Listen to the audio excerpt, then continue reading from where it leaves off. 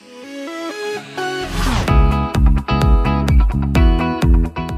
everyone, thank you for joining us for this week's episode of Waggin Wednesday, where we chat with our Training and Enrichment Team on some frequently asked questions regarding animal behavior, training questions, stuff like that. So this week we have Sven joining us. Hi Sven, thank you. Hello. So Sven is going to be going off a little bit on last week's episode where we talked about helping you build a bond with your new pet, whether that's your foster pet, your newly adopted pet, or even just a pet that you already have and you want to strengthen that human-animal bond. So we're going to be going off a little bit off of that. And Sven's going to be talking on some games that you can play at home with your pet. If you're staying at home and not going out too much, these are some things that you can do while staying at home and helping build that animal-human bond. So Sven, you want to talk a little bit about that? Sure. These games can be played all year round. It's especially important for these summer times when it gets so hot outside that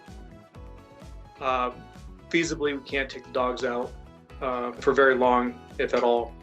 But some of these games that we can play, like Michelle said, they help strengthen that animal, the human bond. They structure the dog a little bit. It's training without training. These games help with dogs that are stressed. They help decompress the dog, and they help mentally stimulate the dog. I feel a lot of people overlook the importance of mentally stimulating your dog. Is just as important as physically stimulating your dog.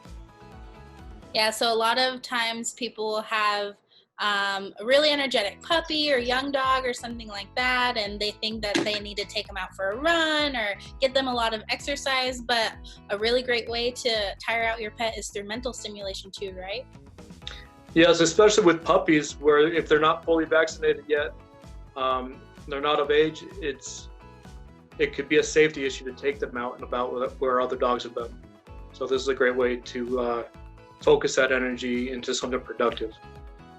So some of these games could be scented bubbles. Just have a bubble machine going, or you can manually do it and blow the bubbles. They make bubbles that are tear-free, especially for dogs and stuff like that.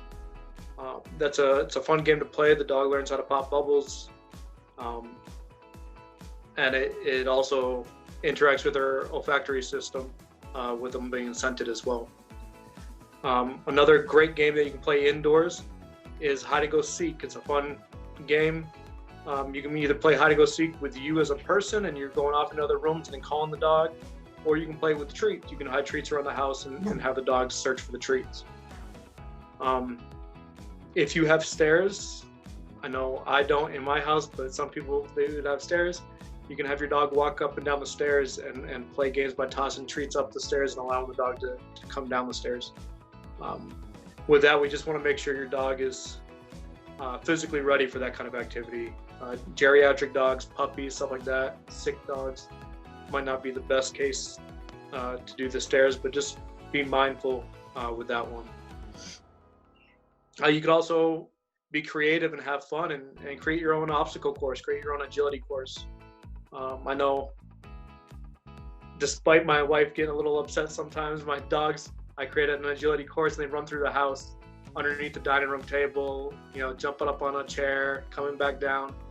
All these little things, the dog doesn't realize it's learning, it's having fun, but it's learning to pay attention to you and to focus on you, and it's creating that bond between you and the dog, and the dog wants to be around you. How do you start off with playing some of these games with your pets? Do you use treats to kind of get them to take that step, or how do you get them started on some of those? Sure. I mean, it's whatever motivates the dog. Some dogs are very highly motivated by treats, and you can definitely use treats, especially with games like putting the treat in your hand and then picking which hand, or underneath cups, different puzzle games like that. Treats are a great motivator. If your dog is not interested in treats, you can always play with toys or affection, and just being very animated yourself and being willing to participate and not just be standing there motionless telling the dog to do something, but get interactive, be part of the game. A lot of that is the dog will be motivated to play it. What are some of the reasons why you want to keep your pet mentally stimulated and build this human-animal bond with them? So like I said earlier, I think mental stimulation gets overlooked a lot.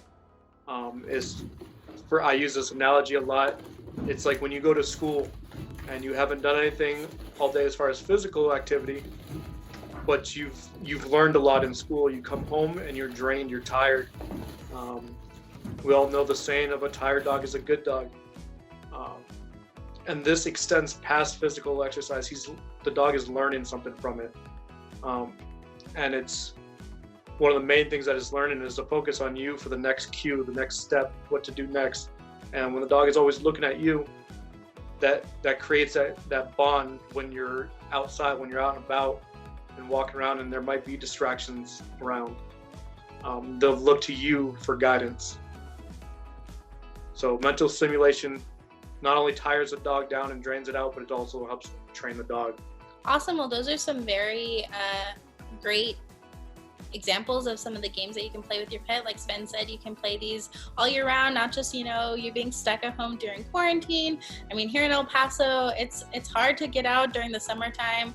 It's too much on your pet's pads, on their, on their body to be outside. So this is a great way to tire your pet out without having to go out for a run or hike or something like that. Sven, is there anything else that you'd like to add? No, just have fun with your dogs while you're home. Yes, so very important, these tips are great to, help build that relationship with you and your pet, because like you said, a tired pet is a happy pet, but also it helps strengthen that bond between you and your pet as well. So be sure to tune in next week during our Waggin Wednesday episode where we chat with our training and enrichment team. And thank you guys so much for joining us. If you guys have any questions at all regarding pet training or animal behavior or anything like that, even if it's with your own personal pet, feel free to submit it in the comments below and we'll cover in a future episode. But until then, we'll see you guys next week. Bye.